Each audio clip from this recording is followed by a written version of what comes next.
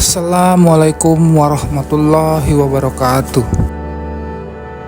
Halo sahabatku yang beriman, kembali lagi di channel Sarjana Masjid. Di video kali ini kita akan membahas tentang kematian iblis laknatullah. Baiklah sahabatku yang beriman, kisah ini bermula ketika Nabi Adam menjelang wafatnya, dan ia berkata kepada Allah Subhanahu wa Ta'ala, "Ya Rob, tentu musuhku akan bahagia apabila melihat diriku meninggal dunia, sedangkan ia ditangguhkan kematiannya sampai waktu yang ditentukan." Maka Allah berkata kepada Nabi Adam alaihissalam, "Ya Adam, kematianmu ini akan aku masukkan langsung engkau ke dalam surga, sedangkan iblis akan diakhirkan sampai batas waktu yang ditentukan, agar iblis dapat merasakan semua sakit yang dirasakan dari orang yang pertama sampai yang terakhir ketika menghadapi kematian."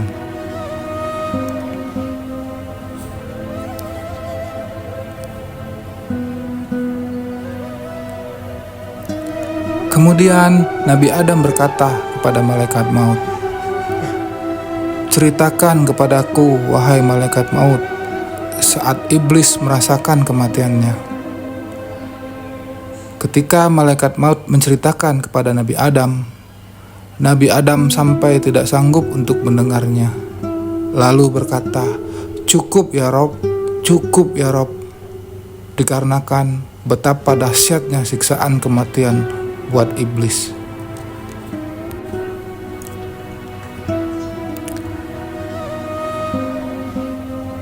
Sahabat Sarjana Masjid yang beriman, kemudian ketika dunia sudah hampir berakhir, tiba-tiba manusia mendengar suara petir yang menggelegar, yang menyebabkan separuh manusia pingsan dan separuhnya lagi linglung dan ketakutan seperti kambing yang melihat binatang buas.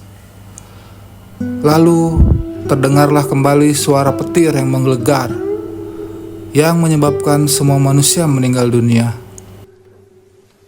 Tidak ada satupun yang hidup, kecuali semua manusia Allah wafatkan.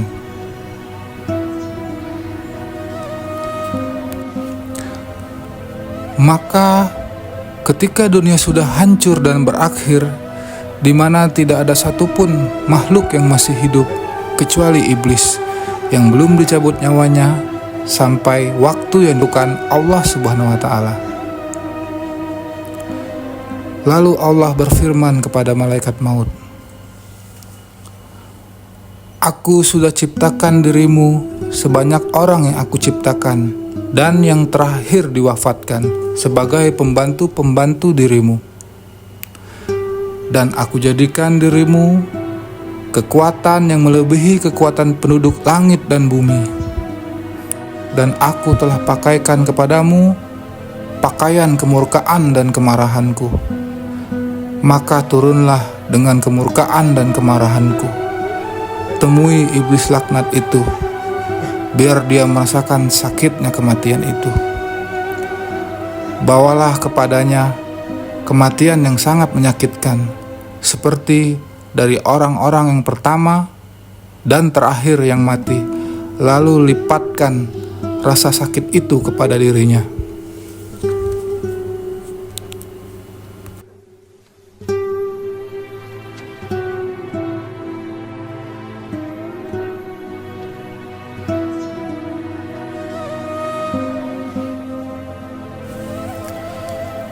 Sahabat Sarjana Masjid yang beriman, kemudian Allah memerintahkan kepada malaikat maut untuk membawa malaikat Zabaniyah untuk membawa rantai-rantai dari neraka.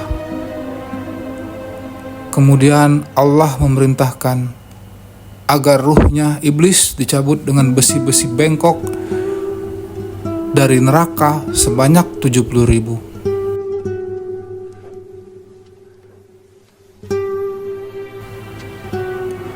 Kemudian Allah memerintahkan malaikat Malik untuk membuka pintu-pintu neraka. Lalu malaikat maut pun menemui iblis dalam bentuk aslinya di antara langit dan bumi.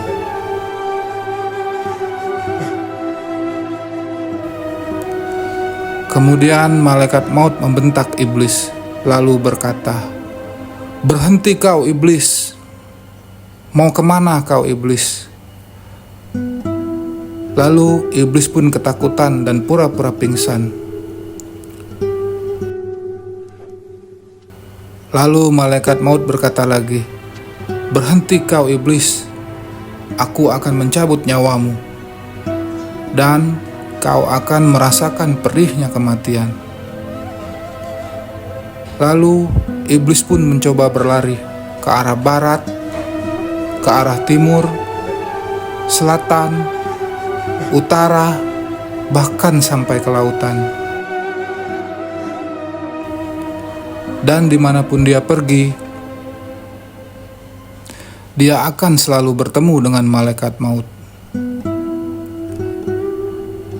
Maka ketika tidak ada satupun tempat lagi untuk berlari, sampailah iblis di kuburan Nabi Adam alaihi salam. Di sini iblis berkata, "Ya Adam, sebab dirimulah aku terlaknat. Duhai kiranya aku tidak tercipta sebagai iblis." Sahabat yang beriman, di sini iblis telah menyesal. Lalu, ketika malaikat maut akan mencabut nyawanya iblis berkata, "Wahai malaikat maut, sekiranya minuman apa yang akan kau berikan kepadaku?"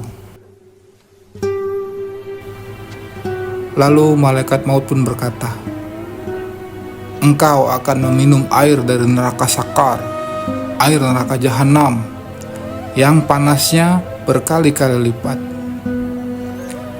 Mendengar itu, iblis pun berteriak dan berguling-guling dan mencoba melarikan diri lagi ke bumi. Maka disitulah malaikat maut mencabut nyawanya iblis dengan sakit yang sangat berkali-kali lipat.